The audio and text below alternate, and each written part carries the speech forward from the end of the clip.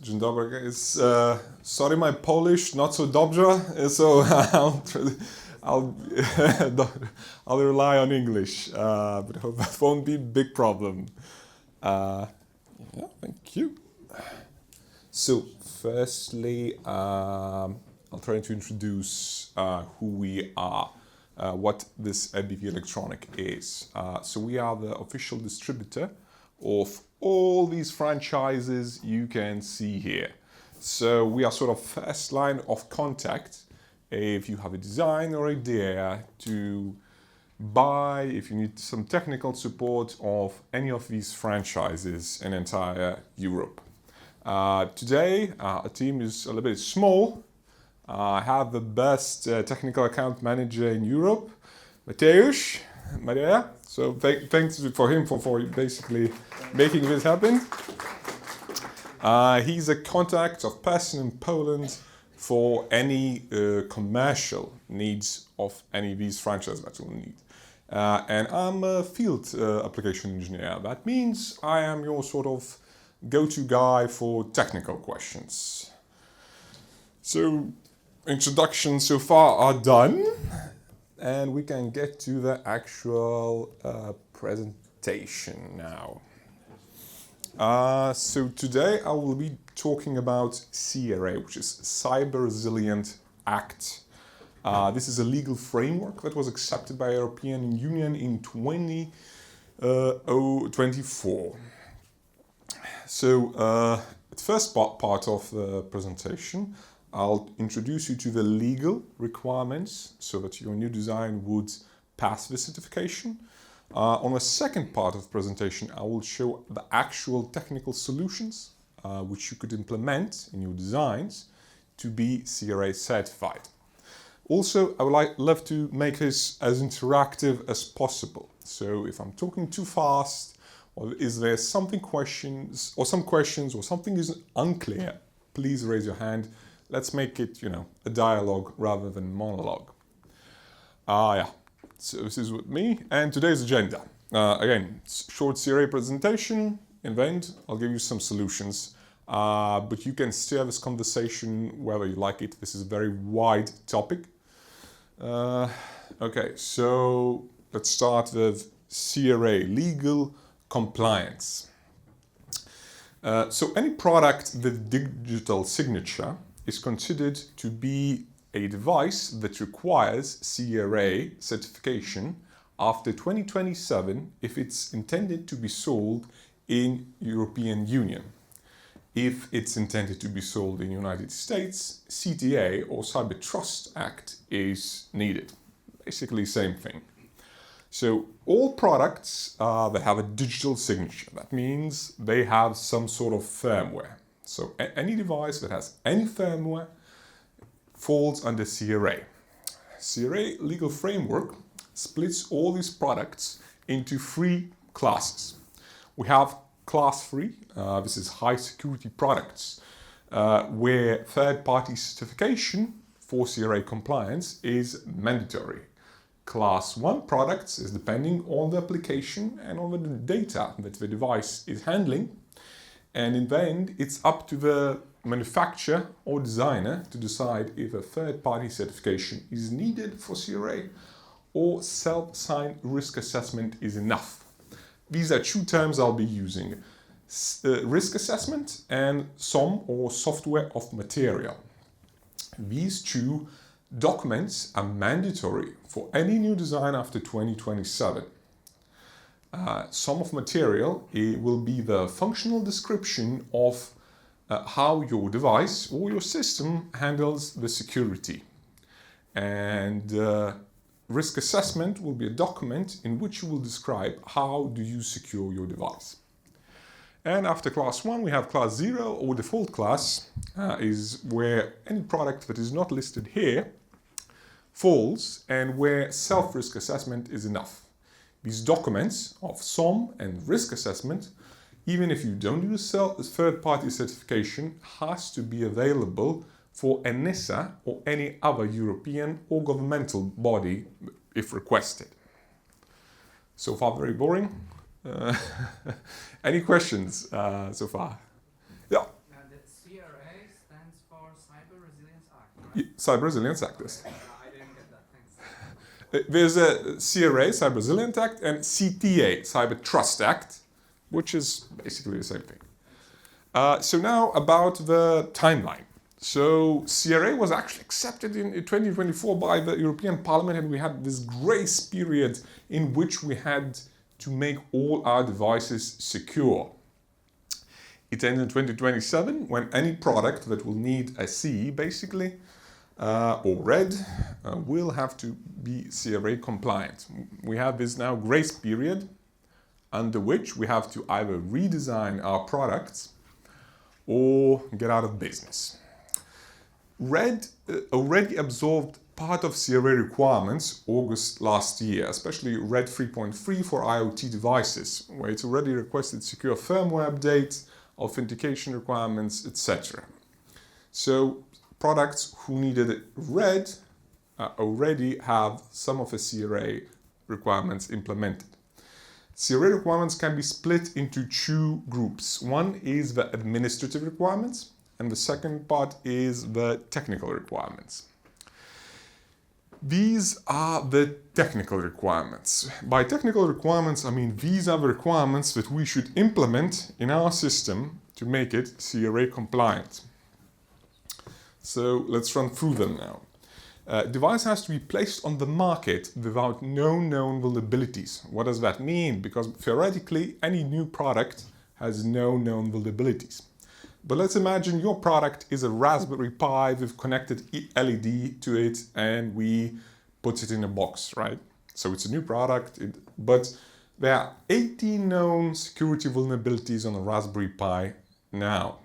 So we cannot place this product in the market because in our risk assessment, we either have to prove that we solved each and every one of 18 security issues, or we use this Raspberry Pi in a way that none of these issues affect our system, because the system itself has to be CRA compliant, not individual components of it.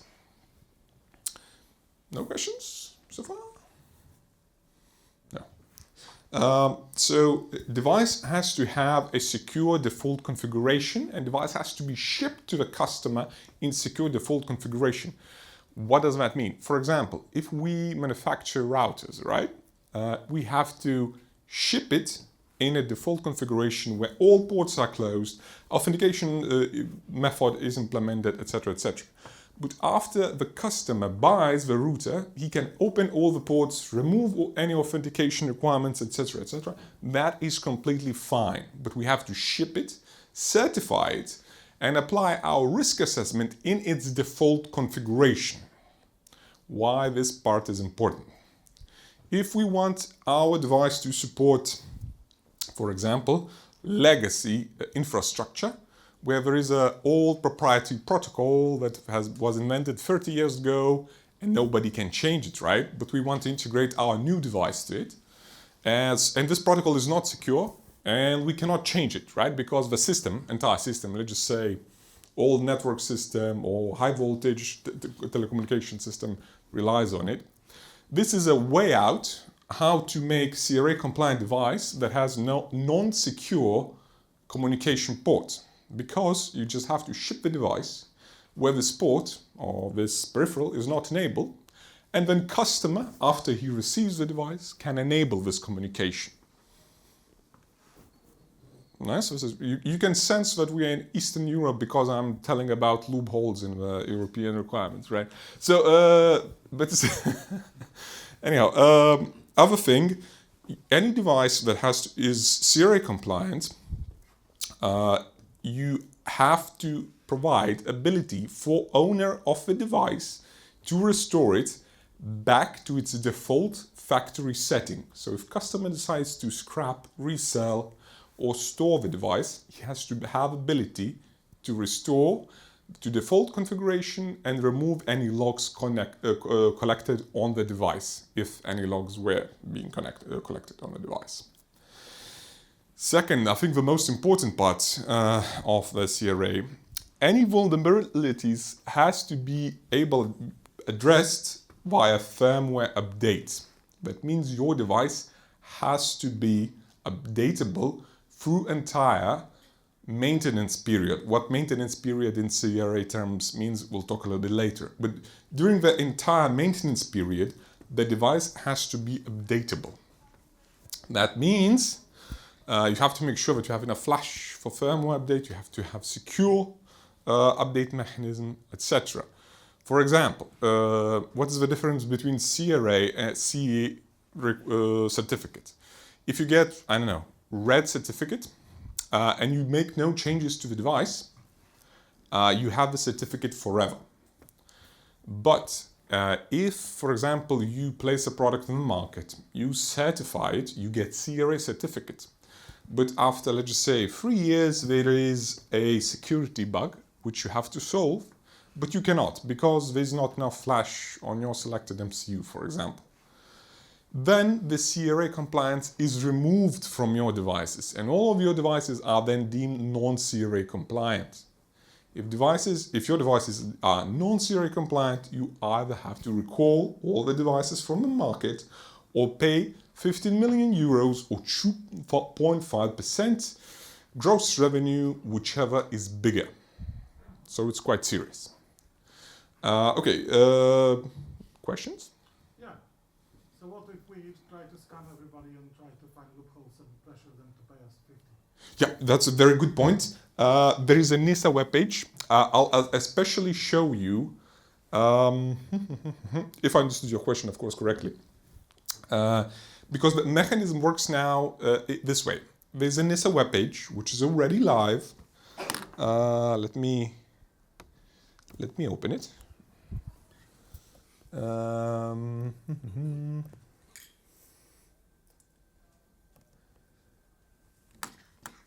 So this is already live. So how this works, if any vulnerability, security vulnerability, is found on your device, that is your team found it, your customer found it, any third-party competitors even found it, they report it to ENISA. Then ENISA contacts you about this threat to check if this threat is valid or non-valid, etc., etc. And then they give you a deadline. It can be 3 days, 3 months, 3 years, depending on the threat level, how complex it is to fix it, etc., etc. And if during this deadline you are unable to provide the firmware update, your devices are deemed non-CRA compliant and penalties apply. 1 second, I'll just finish. And the thing is about the scamming, etc. You will be able to see all your competitors, and your competitors will take your devices, disassemble, reverse engineer them, and try to find loopholes, because then brilliant marketing guys like Mateusz will come in, open ENISA and say, well, you don't want to work with these guys because look, they have 10 unsolved security threats. I really want to put your device, their device in your system. Do you see the point? Okay. I'll try to look at from a different angle. It's like I want to make some money and I want to scam other people. Like I will try to find loopholes, whatever, and just cover them with paperwork. You mean if you... I'll find a bug. Let's say I found the bug. Uh-huh. And I contact the NISA and everything is published. And I go directly to the manufacturer and say, like, look, I've got 5 more. 50 or I'll forget. Because it looks like it's a clear like a scam. This is a very good question. It sounds to me it's a good question for your local priest rather than the engineer. but it's a very valid point. Yes, it is. So ENISA will not immediately publish, just to make sure that the system. When somebody will inform ENISA about the security issue, they'll not immediately push something publicly. They'll contact the manufacturer, the start of a dialogue, verify that there is a bug, etc., etc. But yes, somebody, some malicious hacker group, let's just say, right? If that's what the case we're talking. Yeah, they will definitely come to the manufacturer and say, I have 5 bugs. I will not report them, but transfer me a Bitcoin. I don't know how that works, allegedly. What is the verification process of that Of Enisa? before publish them? That I cannot tell. It will depend case by case. Enisa engineers will basically analyze in third-party laboratories, the same laboratories that will do the CRA certification process, if the bug is really valid or not valid. Of course, you yourself will have to validate and invalidate. And if you lie, let's just say somebody reported the bug, and Enisa said there's a bug, and you say there's no bug, but then somebody will prove that there is a bug, the fine is 5 million euros. Okay. Is there a gate for small companies to not comply with this act? Yeah, because for example, I will manufacture 10 devices, yeah, and if there will be vulnerability, and I will need to pay 50 million. No, I absolutely feel your sentiment. This is the main concern with CRA, but it is a roadblock for small IoT companies and small IoT devices. Unfortunately, there's no exemption for the size, even if you will do a single device. And it gets worse. So there's a fine if there's a bug, but there's also now, I'll show you later on, maintenance period. That means even if you sell a single device into market, after 4 years, I can come to your office and say, give me new firmware because there's a bug, and you have to do it. And you have to provide, the maintenance period is 5 years, but you have to provide the update mechanism and the last security-related update for 10 years after first placement on the market. So if you place a single device, if I buy a single device from you, 9 years later I come, you still have to provide the latest security-related firmware update, and the mechanism, firmware update mechanism, has to be still working. What firmware update mechanism in CRA? It's not strictly defined. It doesn't mean FOTA, doesn't mean USB. Your update mechanism can be, okay, ship your device back to our factory, we will update it and ship it back to you. That's an update mechanism, but you have to make it available for 10 years after placement on the market. Yes, I'm afraid that you are scaring guys too much. We are not talking about any vulnerability found, but actively exploitable vulnerability. So reporting obligation is not on every single vulnerability, and this is the same on the site. So maybe you can try to... Yeah, of course.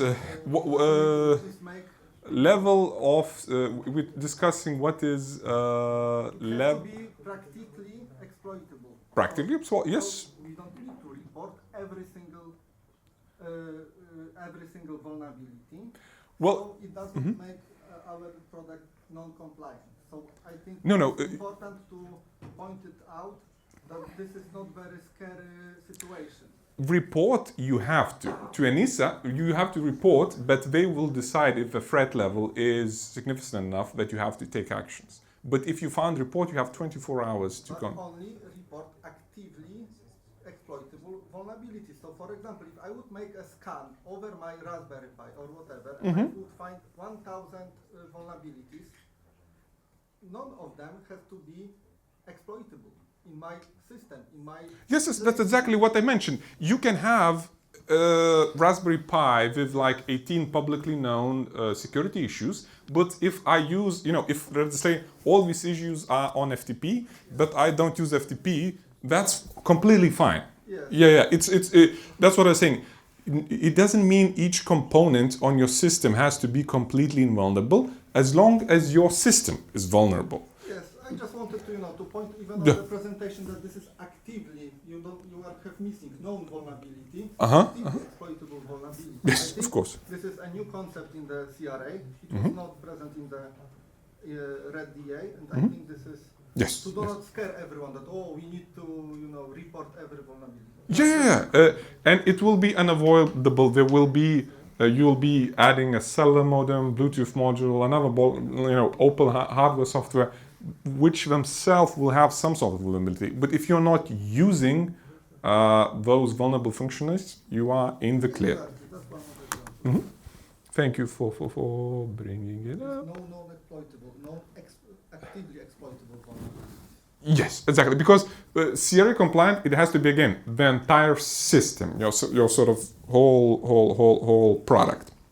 I can have another question. Uh-huh. The fixing of the bug depends on the CVSS score, or even the minor bugs like the score like. It will be up to ENISA. This ENISA body will decide if you need to do anything and how fast you need to do anything. So it will be depend on the dialogue which you will have with the company. So far so good? Or so bad? So any data, any sensitive data stored, transmitted or manipulated by the device has to be secured. There should be some sort of authentication mechanism if your device is connecting to the cloud. Another very important point, you are responsible for any third-party software or hardware that integrates to your device. So for example, let's return to that Raspberry Pi example. Our product is Raspberry Pi with LED. And we say, well, we don't use any internet access, so we don't need to worry about it, right? But we leave our USB ports enabled, our drivers enabled, modules enabled, and somebody connects USB for cellular modem to access internet. And suddenly, let's just say our device is vulnerable. We are responsible that no unauthenticated and non-secure hardware or software cannot be integrated in our device. How we solve it, it's up to us. We can disable USB, disable modules, etc., etc. It doesn't matter, but we are responsible for it. Now, the second CRA part of CRA requirements is the administrative. For engineers, it's not so interesting, but for managers, it is. Because this will apply to old products, legacy products who have been certified and have been in market for years or decades. And it starts from August this year. That means companies will have to provide a publicly accessible channel for customers to report a security bug about their device.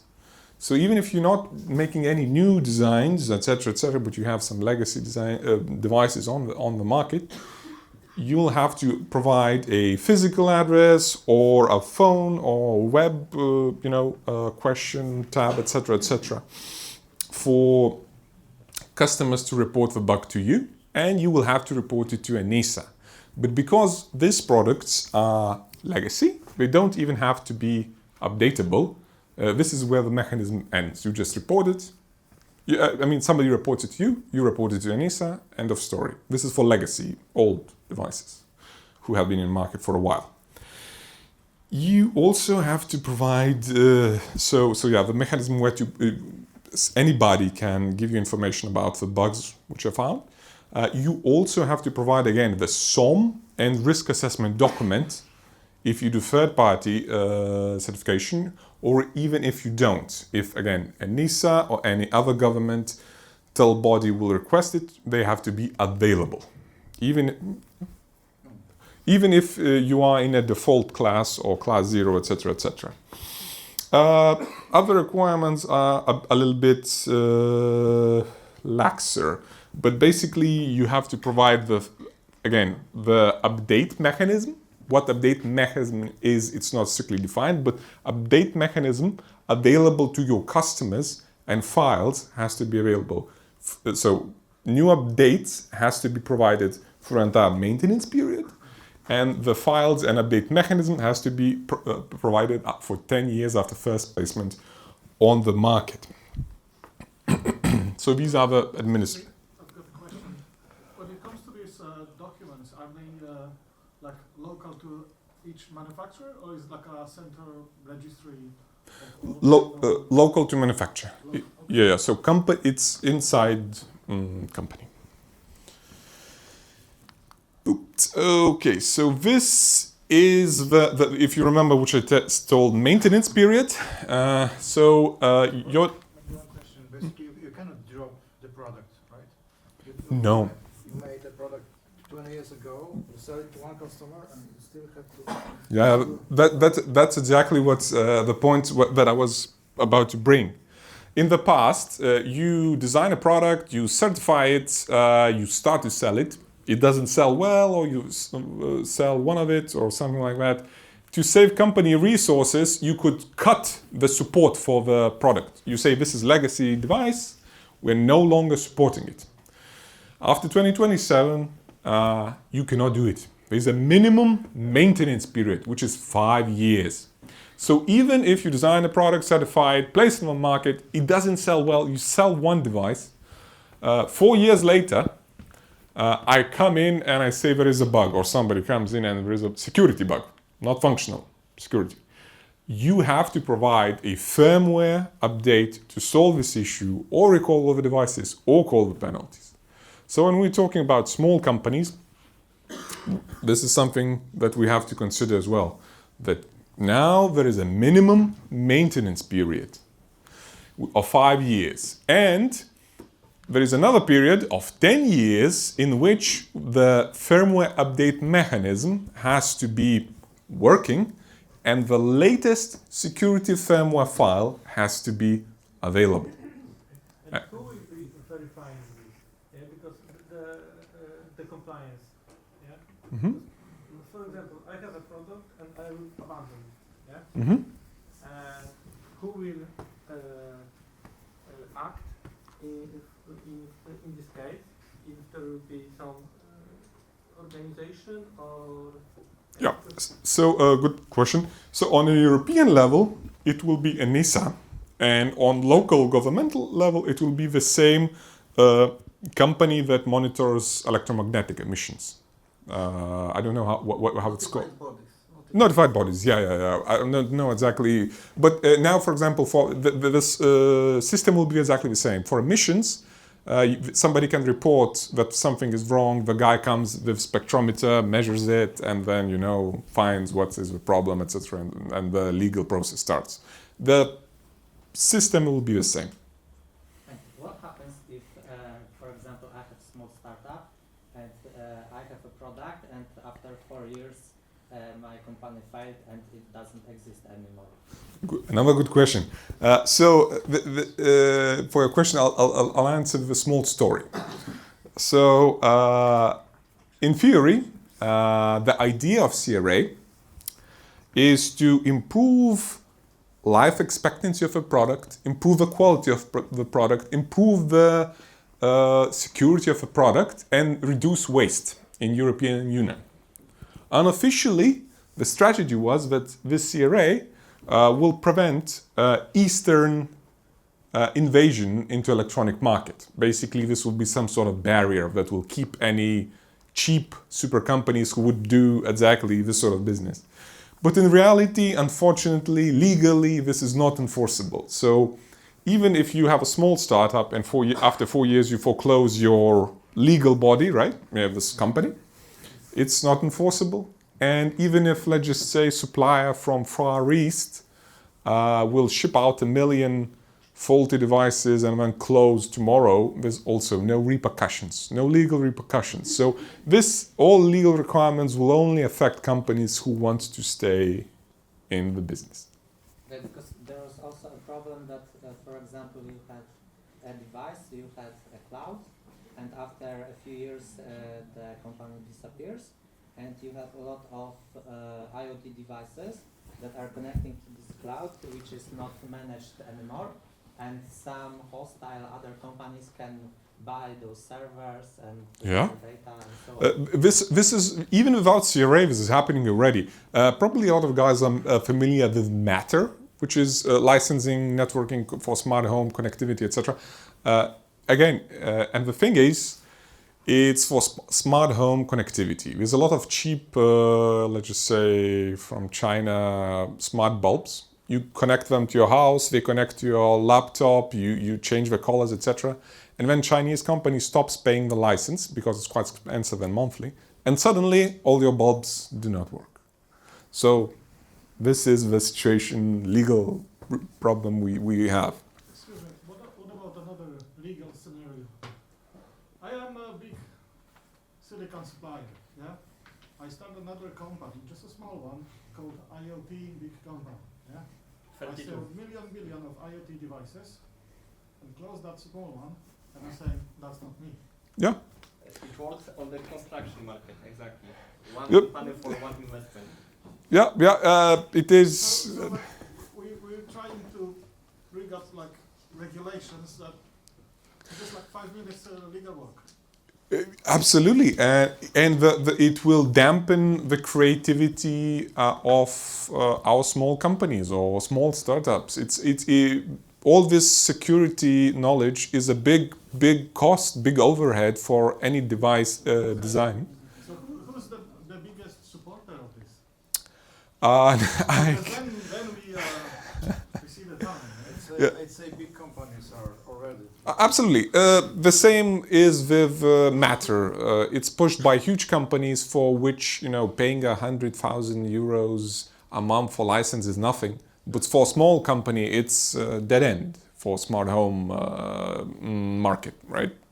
But, this is... Yeah, for me, it's something more like we had 20 years ago with CE, right?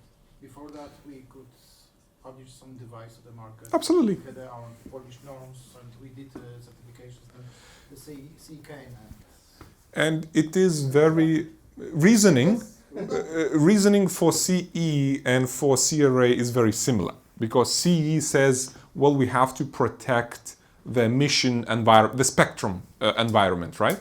And for CRA, it is said, well, we have to protect the internet, the network, the etc., the infrastructure. But it is what it is.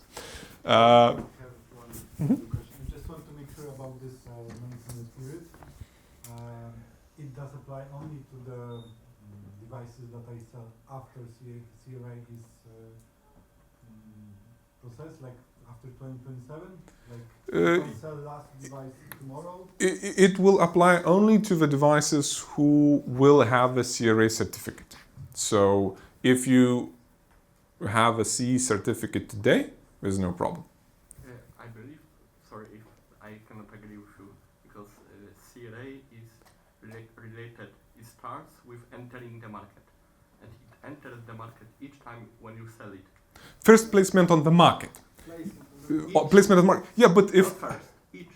So if you sell new devices after 2027, the same one, Yeah, then you have to comply to enter. But if you already have a CE or you already have RED, you don't need to recertify the product for CRA. The certificate. Exactly, you have to. Uh, I'm quite sure. Maybe I'll double check, but usually that from what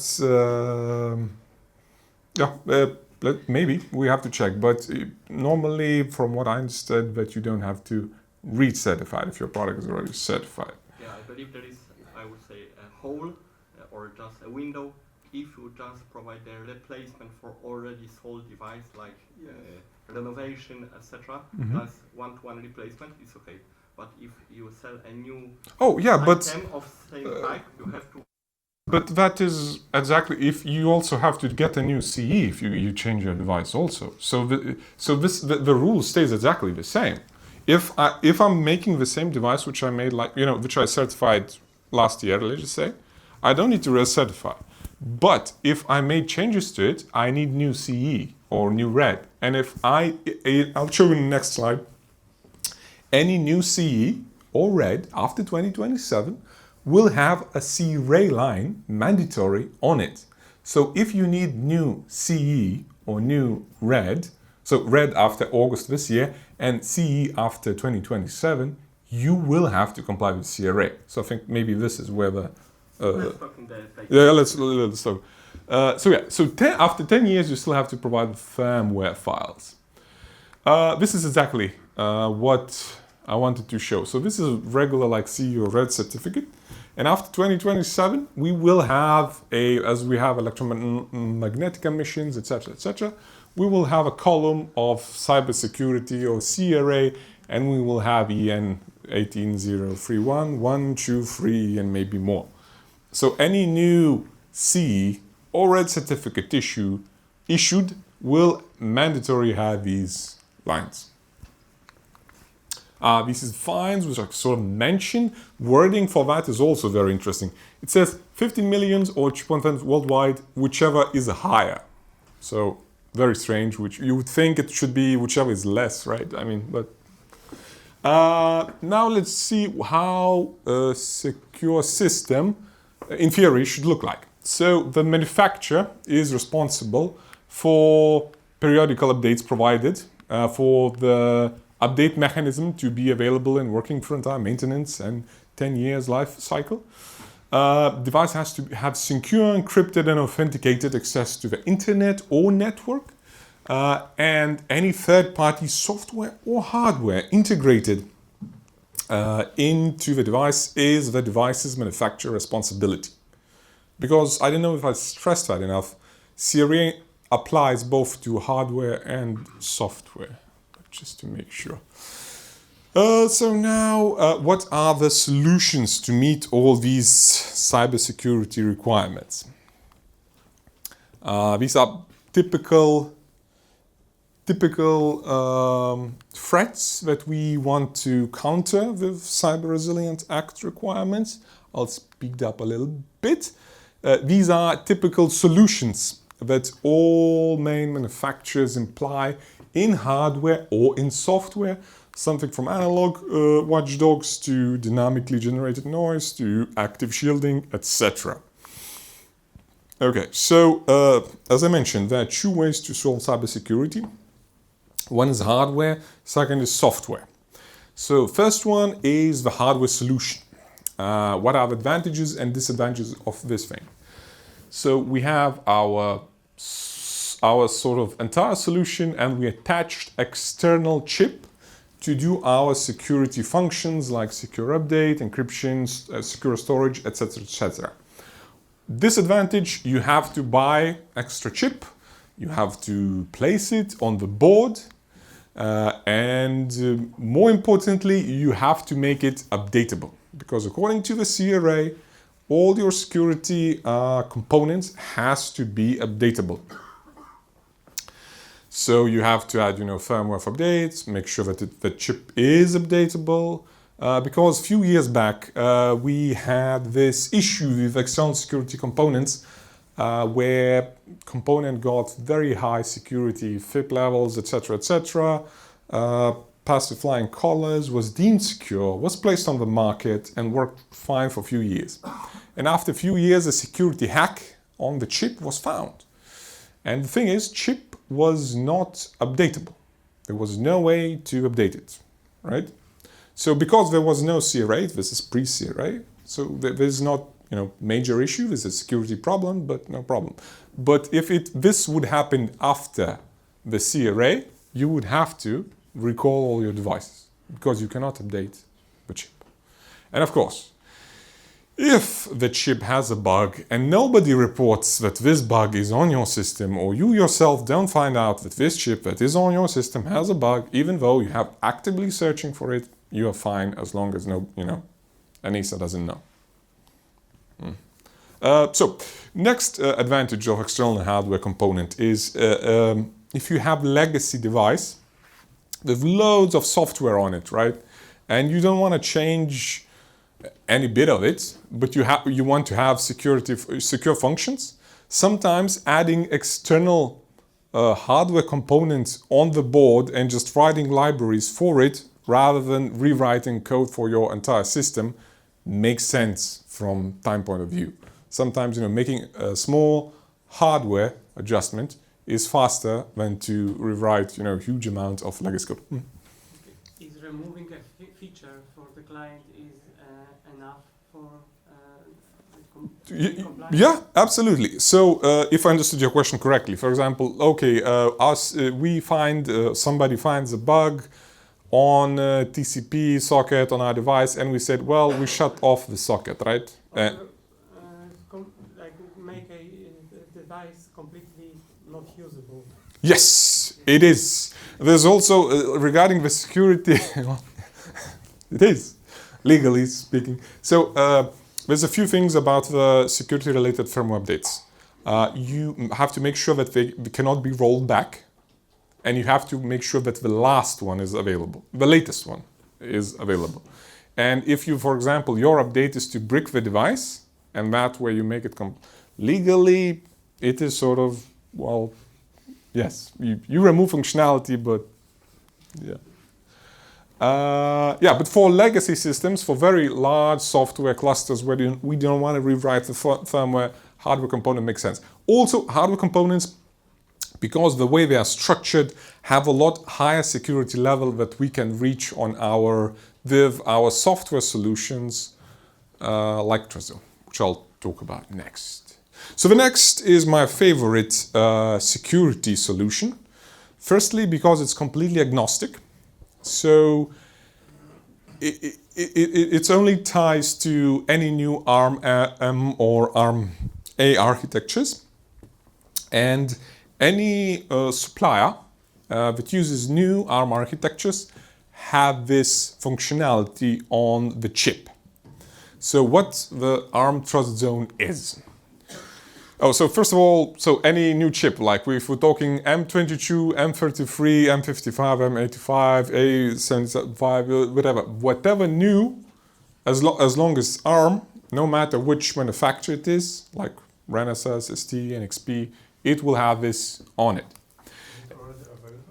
Oh yeah. The manufacturers were working, all manufacturers, I'll show at the end, but all manufacturers were working from the introduction of the CRA very heavily, and all new MCUs or MPUs has it. All of them, basically, across the European, American manufacturers at least. So what Trust Zone is? It's a security enclave. It basically splits all your RAM and ROM into two regions, which is the non-secure one and secure one. In non-secure one, we have our operating system, our application running as usual, there's no difference. But we also have a secure enclave, which again is physically isolated from our application, and we cannot access it directly. But ARM Trust Zone, it is just that. Just a sort of isolation from our main system. You can think of it like a virtual machine on our main PC, right? What you need to make it worthwhile is the TFM or TFA. This is a third-party certified open source free libraries that require a Trust Zone to run on. As long as you have a Trust Zone, it doesn't matter which supplier you have, Renesas, ST, NXP, Infineon, whatever. As long as you have a Trust Zone, you can run these libraries. And these libraries have been for decades. They are certified, as I said, they have CESIP level 3 certification. And they provide all the functions that are needed for CRA, like secure updates, secure storage, encryption, decryption, and much, much more. I couldn't even fit all the functionalities on it. So you load these library framework on the Trust Zone. They're managed through Security Manager, so your code can only access via a strictly defined API to Security Manager, and then Security Manager handles all these functional libraries. So you don't actually see how they work exactly, but this is sort of provide the security needed. And again, it's CESIP level 3 secure. And we already know that if something is CESIP level 3 certified, it's already more than enough for the CRA security requirements. Questions? But still, it reduces the surface of attack.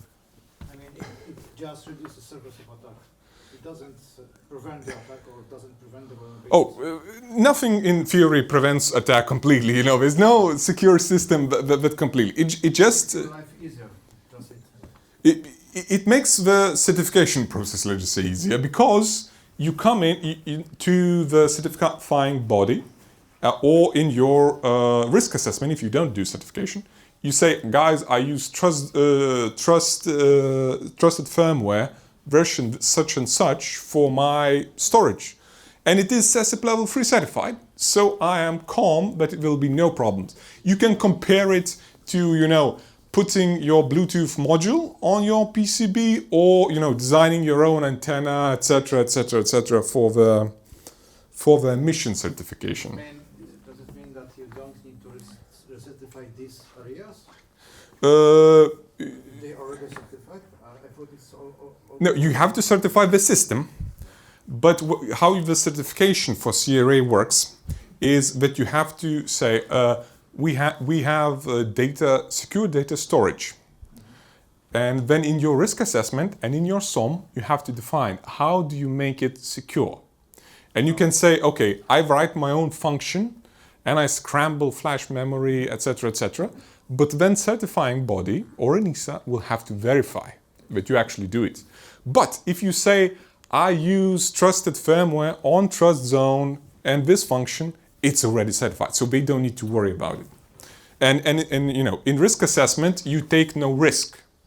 Because if you say your function is secure, risk, again, 5 million, is on you. And if you say it's secure because it has CESIP level 3, it's on the, it's already certified, so it's already legal. I believe the same question. Who is the supplier of this solution? I have it somewhere, or maybe not, but it's a third party, it's trusted org something, it's open source community for decades. Okay, so it's not a commercial. No, not commercial, no. If vulnerability is there, it's our problem. With kernel is the same. Any open third party software is the same. So it's 5 million, this, you pay, and you pay. Yeah, so if you use, good point you brought up. Let's just say I use third-party software, not necessarily trust zone, whatever. Let's just say I'm using kernel, and there's a bug in kernel, and this bug affects my system somehow. But the community for kernel is dead. Nobody's writing. There's no new version. It's on you. You are responsible. I wondered about the scenario when we found a bug in STM32 processor in hardware. It may happen, Yep. Which is unfixable without changing hardware. And how it will go then, according to CRA, because selling microcontrollers is also selling, Yep. So what would be the update process? For this, Hardware replacement, because CRA covers also hardware. To the beach, you get some sand, torch, and you make your silicon, right? I wonder how EBV will solve this, yeah. So Send us. yeah. So physical tampering. So again, if it is security firmware issue, ST will provide a new. Let's say it's a library issue, right? So we'll provide a new library, and we'll say this is the library. If you want to update it, or this is new boot, and if you want to update it, this is the mechanism. But if it's hardware issue tampering, will be not their responsibility. Tampering will not be. There will be nor you nor ST will produce a tampering-resistant device. There will be no. If you, for example, depending on the security threat, if it is a bug, they will have to provide it and provide a mechanism to update it. But if it's a hardware or tampering-related security issue, there is no way that they will. There's no. In CRA, it says you have to try your best to make the device not, tamper-resistant. But there's no tamper-resistant product if you any machine is smoke machine if you operate it wrong enough, right? Just another one. So let's assume there is a vulnerability in a ST libraries, and but you as a person or as a company that introduces the product to the market is responsible for fixing that, but you're physically not able to do it because you don't have resources to it. ST has. So how is it? What do you mean resources? Source codes or? No, people. So Fix it. let's just say you have a product and you use this library. You have to report it to ST. ST will report it to ENISA. Okay. And then ST will have to provide new library patch. In that case, ST is treated like introducer of a product, right? Yes, absolutely. Like any other supplier. Yep. Just in your Okay. supply chain. 100%. Okay, makes sense. Okay. Yeah, about the timing, we've roughly We can prolong. Okay. Maybe a question, is there any cross-geo dependency? Because you were describing this ENISA as the entity responsible for the European region, and I'm assuming US has its own. Yes. But what about the suppliers which are belonging to different regions? Yeah, because so it doesn't matter where the supplier is from. If he wants to sell in European market, he will have to comply with CRA, and if he wants to sell in United States market, he will have to comply with CTA. So where the supplier originates does not exempt him from legal certification requirements, etc., etc. So in other words, all the devices sold on the European market will have to have all the components belonging to the entities which are allowed to sell this on European market, right?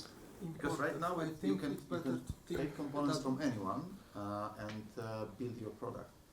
Now with this introduction of the CRA, I'm presuming that you are no longer allowed to do this because you have to have all the components belonging to the parties which can actually respond to ENISA. It's up to the risk of the importer company. So. No. I'm asking about the component, not a product. Uh-huh. Let's say you are a product vendor, right? Mm-hmm. And you take a library from third party. Mm-hmm. And you mentioned that in order for this, let's say, discovery of a problem with ST, for example, works properly, there is a chain. So you as a provider of a product contacts ST for the library fix. Mm-hmm. And the ST is working with ENISA. But if we swap ST or some 2 giga device, who doesn't want to or doesn't, it doesn't belong to Europe. It's basically a provider. It sells something on the internet. So who is handling this process then? Yeah, it's not handled. Then the manufacturer or importer into the European Union, but the guy who sells it in Europe is responsible. So you even can import or buy or try to sell a device who is not CRA compliant, and you can state that it is CRA compliant, but you will be responsible. Or you can have components who have vulnerabilities, and if they affect vulnerabilities, and you can be even aware of vulnerabilities, but you will bear the legal repercussions for it. Yeah. So I have a related question. So if one of our suppliers loses the CRA compliance, we automatically lose it too? No, because the system has to be compliant. So, for example, let's not say that ST lost the CRA. Let's just say we put SIMCOM module, right? And suddenly its security breach is found on it, and we don't solve it, and ENISA removes its CRA, right? As long as we can make sure that its vulnerability does not affect us, our system, we can use it with no problems. So if our supplier doesn't fix that, it's then our responsibility? Yeah, if for example, the bug on the cellular modem is on HTTP and we use HTTP port for something and there is a vulnerability on our system, then yes, it is our responsibility. We either have to disable it, circumvent it, or update the firmware, or get the firmware, if possible, from the manufacturer, ideally. And that's the reason why you don't want to have a small suppliers which change the globe each product, yeah? Well, The big ones, yeah? yeah, I mean, that's sort of the game, I guess. And for the public tenders, already. Story of market surveillance already for a few years. Basic requirement, yeah? Yes, exactly. We already, all the CRA requirements, apart from the word itself, CRA is already on the public tenders, already there. Yeah. So large systems with lots of components will have very fragile compliance. yes, especially systems with open hardware platforms on them. I keep on mentioning Raspberry Pi, so for the unbiases, let's mention BeagleBone. So if, for example, you have an open hardware component on your system, you automatically will have more maintenance work than somebody who uses, industrial grade solution. Because any hacker will be very happy to hack the BeagleBone, post it on YouTube, and suddenly it is a known vulnerability. And if it doesn't affect your system, that's fine, but if it does. So statistically speaking, open hardware solutions are not encouraged to be used, I would say. And same applies to open source projects, software projects. If you have, for example, free RTOS and the project decides that they no longer support it, it goes to the FreeRTOS, some unique flavor distributions of Linux or whatever it applies to. That's basic reason why Red Hat is existing, right? Yeah, It's the open source, but you pay them and for the risk. each manufacturer which is on our line card also addressed this issue with issuing not only longevity for the chips, but also longevity for Linux distribution, or longevity for the libraries. It's already, let's just say, stated publicly about it. So the support, the maintenance period to ease it, it's already available there. But when using third-party open source, there's always a risk. So just to summarize a little bit, risk assessment documents, firmware update mechanism, security issues reporting mechanism has to be provided administratively on the company. And engineers have to make sure that their system, according to the CRA, is state-of-the-art. It basically uses state-of-the-art security functions, being about hardware, software. They have to be implemented. Which has to be implemented or how, CRA doesn't specify.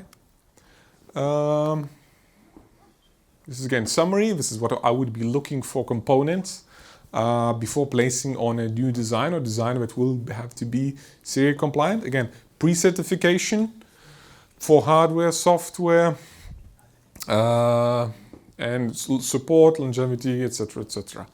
Now, very quick, very short run through the main suppliers for devices or components for CRA compliance. So we have NXP.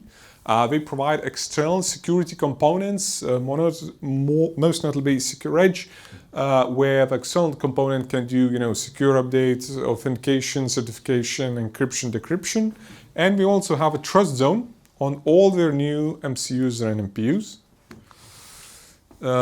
We have a ST, and you can see the clear, I don't know if you can see, but it's CESIP level 3. All new components from the wireless to low energy, low functionality to MPUs have that. So when we are talking that is ARM Trust Zone implemented on all, we can see the trend is clear. All new solutions have it implemented on it. Infineon, again, Trust Zone on all their MCUs. They have Optiga from Optiga TPM, which is the highest level of security. Optiga Trust M and other external security solutions. Also secure flashes, which provide encryption and decryption of data stored in the flash on the fly. FIP level 140 and free certificates, etc. microchip. Again, trust zone on all the MCUs and quite wide portfolio of external security components. Expressive, a little bit limited, true functions, flash read protection and secure update protection, and only on the Echo V3. Renesas, again, trust zone, implement NCSIP level 3 on all new MCUs and NPUs. Renesas, and kind of hybrid of security, external security component and internal security component. Basically, external security component implemented on some of their MCUs. A bit new, a bit niche, but basically provides an extra layer of security. And this slide would be to implement that we don't have much time, only until 2027. Amount of knowledge on the market is not that much. But we are here to help again for technical questions, at least for the basic ones. And we could help you navigate the system, how to, either solve the security on your legacy products or to design new products securely. And there's another thing I want to show real quick. So this presentation was theory, but this spring we will have already security training, hands-on training, where we'll take a Linux, build a device tree, build modules, new image for TPM. We will take RZ, connect external security component, connect to a cloud, secure communication of a non-secure channel, verify the firmware file, download it, and authenticate it with our service. So basically meet all three basic CRA requirements. And also we in parallel will do exactly the same with real-time operating system and MCU of RA8 family. It will be available this spring. If anybody is interested, contact Mateusz, my colleague. And this is so this was introduction of what is CRA and why we need it. And the next step is the training, how to actually do it. So now questions maybe? Or we did, Curious, are you, you said you're helping with the whole stuff. Yeah. Does it mean that if I have a device or I have a plan for device, is it possible that I work with you and you'll be helping with the customizations, kind of? Yes, it is possible. We will help with all the documentation and preparations for pre-certification, for templates for risk assessment and SOM. And then for support throughout life expectancy, because communication with the suppliers themselves will be needed. Because we are sort of first contact between suppliers and the customers, because all suppliers let's say reducing their communication to the market and does it via us. So we are first level of technical support, and then we have different channels to reach out, and then we support you that way from technical point of view. So for any technical, in fact, questions, we are here. We do everything from, depending of course on the importance of the customer, etc., from free design review, BOM optimization, NFC, circuit matching, product selection, etc. So this is from technical point of view, and Mateusz helps with commercial point of view, like logistics, lead times, pricing, etc., all of that. So that would be all from my side. I think we have time for one more question, and I think it's always ready. One more question. I don't know how to search for another loophole of CRA. Coming back to the example with the Raspberry Pi and LED and bridge via the USB port, if it's like our intended engineered thing that the USB is usable for the user, then is it okay in terms of CRA to provide this USB usable to the user out of the box, or it needs to be protected and enabled? I don't know. There's no problem. You can make it available out of the box, like out in open, but you have to make sure that user can only you only enable the drivers for intended third-party hardware. For example, if you want to provide it for mass storage, update via mass storage, you have to only enable mass storage. Or you can leave it enabled for anything and it will be okay until somebody detects that you can, connect a cellular modem to it, and then there's a problem. Okay, so if we build simple solution with, for example, just one LED, then the secure word, secure part in the trust zone will be only used for the updates, for example. Yeah. Or Wi-Fi password or username or user logs or user information. Because I didn't maybe stress enough, financial information or person-related information is deemed to be sensitive information, and it has to be secure. Then there's a question, what is a personal information? That's kind of a very interesting one. We had a company who basically monitors electricity output of solar panels, consumption of home appliances, and how much network electricity is taken from the network, right? And we said, well, we accumulate this data and we send it over internet, and it's in plain text because it's not it's not sensitive information. It's not personal information. Unfortunately, legally, it was deemed, but that it is personal information because you can determine, according to home appliance usage, if somebody is home or not. And this means you have information about what person where is or isn't, or what is doing or not doing, so it's personal. Another example is smart home manufacturer, and they had these small control panels who connect with sub-gigahertz network for control, setting temperature, the home, etc., etc., etc. And we said, well, this information we send is not sensitive because it's not human related. But if somebody is pushing buttons on that panel, you know that person is in the room. Or if somebody sets the holiday mode on home heating system, you know that nobody is home. And it is deemed then personal information, and therefore has to be securely stored and encrypted when sent.